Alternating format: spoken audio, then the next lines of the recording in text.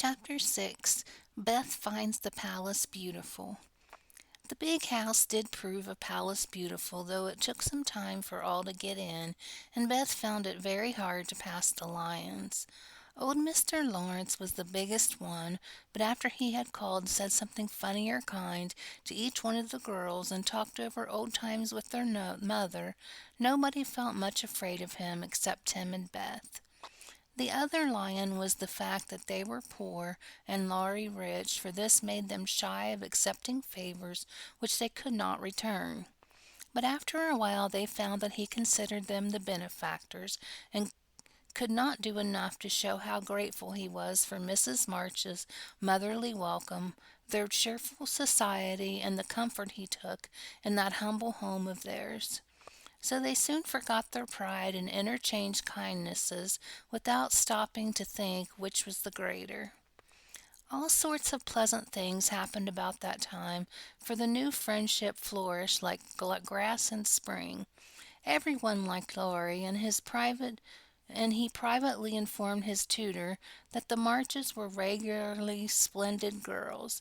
With the delight and enthusiasm of youth, they took the solitary boy into their midst and made much of him, and he found something very charming in the innocent companionship of these simple-hearted girls. Never having known mother or sisters, he was quick to feel the influences they brought about him, and their busy, lively ways made him ashamed of the indolent life he'd led.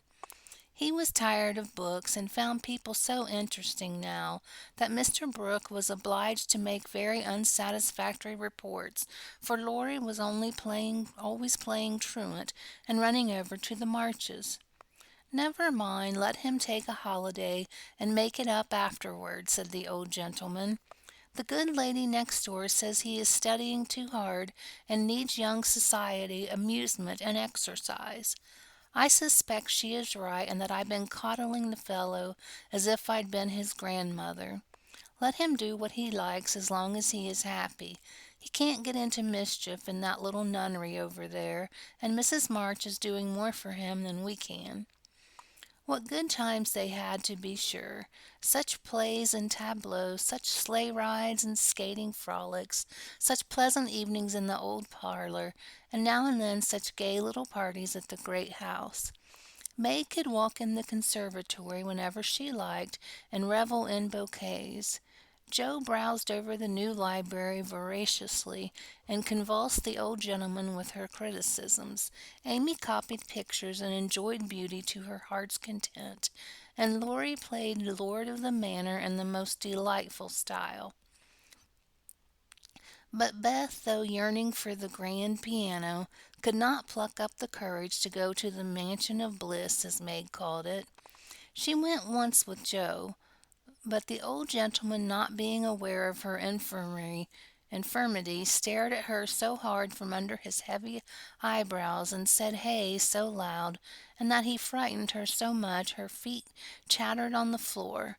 She never told her mother, and she ran away declaring she would never go there any more, not even for the dear piano.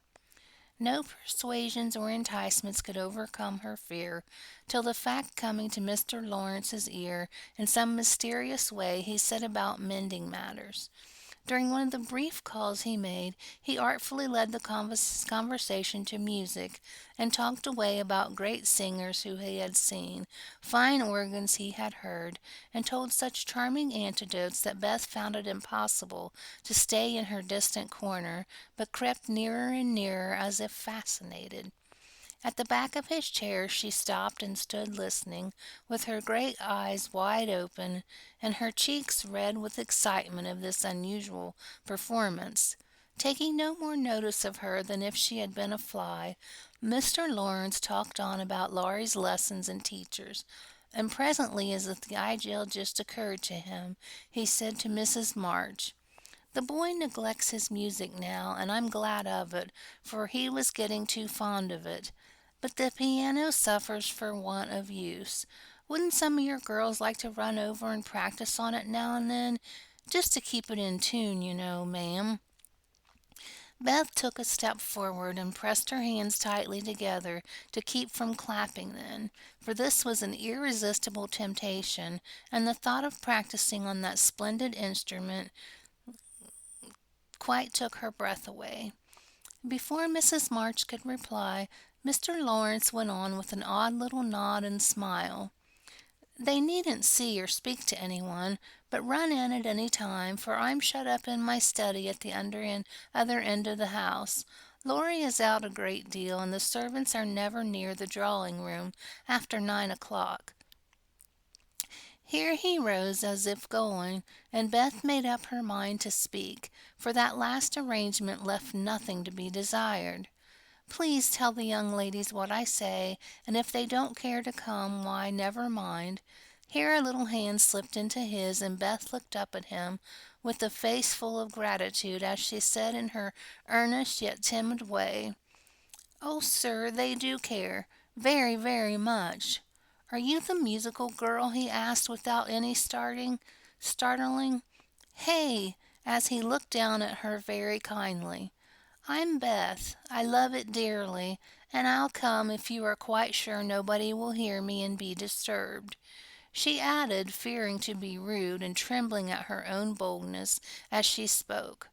"Not a soul, my dear, and the house is half empty the day, so come and drum away as much as you like, and I shall be obliged to you." "How kind you are, sir." Beth blushed like a rose under the friendly look he wore, but she was not frightened now, and she gave the hand a grateful squeeze because she had no words to thank him for the precious gift he had given her.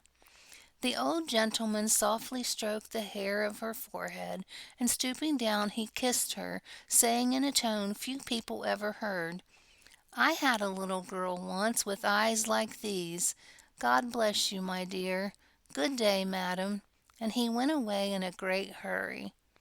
Beth had a rapture with her mother, and then rushed up to impart the glorious news to her family of invalids, as the girls were not home.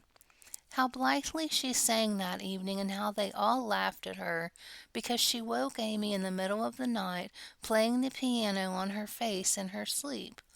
Next day, having seen the both old and young gentlemen out of the house, Beth, after 2 or 3 retreats, fairly got in at the side door and made her way as noiselessly as any mouse in the drawing room where her idol stood. Quite by accident, of course, some pretty easy music lay on the piano, and with trembling fingers and frequent stops to listen and look about, Beth at last touched the great instrument, and straightway forgot her fear,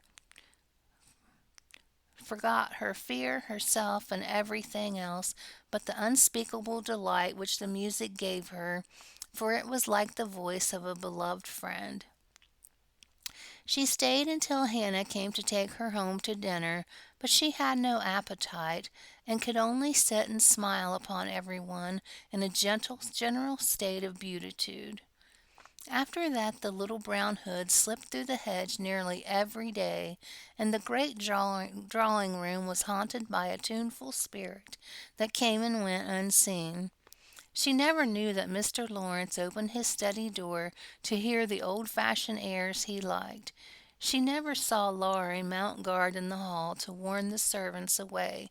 She never suspected that the exercise books and the new songs which she found in the rack were put there for her especial benefit. And when she talked to her, and when she talked to her about music at home, and when he talked to her about music at home, she only thought how kind he was to tell things that helped her so much. So she enjoyed herself heartily, and found, what isn't always the case, that her granted wish was all that she had hoped.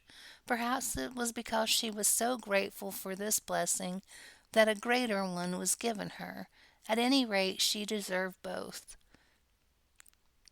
"Mother, I'm going to work Mr. Lawrence a pair of slippers. He is so kind to me, I must thank him, and I don't know any other way. Can I do it?" asked Beth, a few weeks after that eventful call of his. "Yes, dear, it will please him very much and be a nice way of thanking him. The girls will help you about them, and I will pay for the making up," replied Mrs. March, who took peculiar pleasure in granting Beth's request because she so seldom asked anything for herself. After many serious discussions with Meg and Joe, the pattern was chosen, the materials bought, and the slippers begun. A cluster of grave yet cheerful pansies on a deeper purple ground was pronounced very appropriate and pretty, and Beth worked away early and late, with occasional lifts over hard parts. She was a nimble little needlewoman, and they were finished before anyone got tired of them. Then she wrote a short, simple note, and with Laurie's help got them smuggled onto the study table one morning before the old gentleman was up. When this excitement was over, Beth waited to see what would happen. All day passed and a part of the next before any acknowledgment arrived, and she was beginning to fear she had offended her crotchety friend. On the afternoon of the second day she went out to do an errand, and gave poor Joanna, an invalid doll, her daily exercise. As she came up the street on her return, she saw three, yes, four heads popping in and out of the parlor windows, and the moment they saw her several hands were waved and several joyful voices screamed, "Here's a letter from the old gentleman. Come quick and read it." "Oh, Beth, he's sent you," began Amy, gesticulating with unseemly energy, but she got no further, for Joe quenched her by slamming down the window. Beth hurried on in a flutter of suspense. At the door her sisters seized and bore her to the parlor in a triumphal procession, all pointing and saying at once, "Look there! Look there!" Beth did look, and turned pale with delight and surprise, for there stood a little cabinet piano, with a letter lying on the glossy lid, directed like a signboard to Miss Elizabeth March. "For me?" gasped Beth, holding on to Joe and feeling as if she should tumble down. It was such an overwhelming thing altogether. "Yes, all for you, my precious. Isn't it splendid of him? Don't you think he's the dearest old man in the world? Here's the key and the letter. We didn't open it, but we are dying to know what he says," cried Joe, hugging her sister and offering the note. "You read it. I can't. I feel so queer. Oh, it is too lovely." And Beth hid her face in Joe's apron, quite upset by her present. Joe opened the paper and began to laugh, for the first words she saw were "Miss March, dear Madam." "How nice it sounds! I wish someone would write to me so," said Amy, even who thought the old-fashioned address was very elegant. "I've had so many pairs of slippers in my life, but I had never had any that suited me so well as yours," continued Joe. "Heart's-ease is my favorite flower, and these will always remind me of the gentle river. I like to pay my debts, so I know you will allow the old gentleman to send you something which once belonged to the little granddaughter he lost. With hearty thanks and best wishes, I remain your grateful friend and humble servant, James Lawrence." There, Beth, that's an honor to be proud of, I'm sure. Laurie told me how fond Mr. Lawrence used to be of the child who died, and how he kept all her little things carefully. Just think, he's given you her piano. "That comes of having big blue eyes and loving music," said Joe, trying to soothe Beth, who trembled and looked even more excited than she had ever been before. "See the cunning brackets to hold candles, and the nice green silk puckered up with a gold rose in the middle, and the pretty rack and stool all complete," added Meg, opening the instrument and displaying its beauties. "Your humble servant, James Lawrence. Only think of his writing that to you. I'll tell the girls. They'll think it's splendid," said Amy, much impressed by the note. "Try it, honey. Let's hear the sounds of the baby piano," said Hannah, who always took a share in the family joys and sorrows. So Beth tried it, and everyone pronounced it the most remarkable piano ever heard. It had evidently been newly tuned and put in apple pie order, but perfect as it was, I think the real charm lay in the happiest of all happy faces which leaned over it. As Beth lovingly touched the black piano keys, the beautiful black and white keys, and pressed the bright pedals. "You'll have to go and thank him," said Joe, by way of a joke, for the idea of the child's really going never entered her head. "Yes, I mean to. I guess I'll go now before I get frightened thinking about it."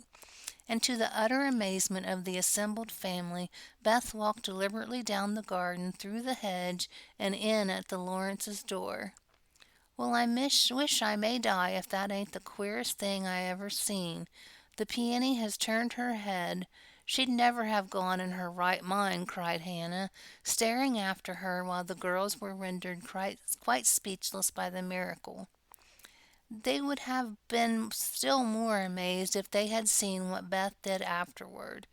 If she will believe me, if you will believe me, she went and knocked at the study door before she gave herself time to think, and when a gruff voice called out, "Come in," she did go in, right up to Mr. Lawrence, who was quite taken aback, and held out her hand, saying with only a small quaver in her voice, "I came to thank you, sir, for—" But she didn't finish, for he looked so friendly that she forgot her speech, and only remembering that he had lost the little girl he loved, she put both arms around his neck and kissed him.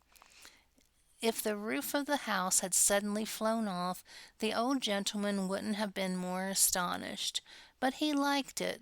Oh dear, yes, he liked it amazingly, and was so touched and pleased by that confiding little kiss that he had all his crustiness vanished, and he just set her on his knee and laid his wrinkled cheek against her rosy one, feeling if he had got his own little granddaughter back again. Beth ceased to fear him from that moment, and sat there talking to him as cosily as if she had known him all her life, for love casts out fear, and gratitude can conquer pride. When she went home, he walked with her to her own gate, shook hands cordially, and touched his hat as he marched back again, looking very stately and erect, like a handsome, soldierly old gentleman as he was. When the girls saw the performance, Jo began to dance a jig by way of expressing her satisfaction. Amy nearly fell out the window in her surprise, and Meg exclaimed with uplifted hands, "Well, I do believe the world is coming to an end."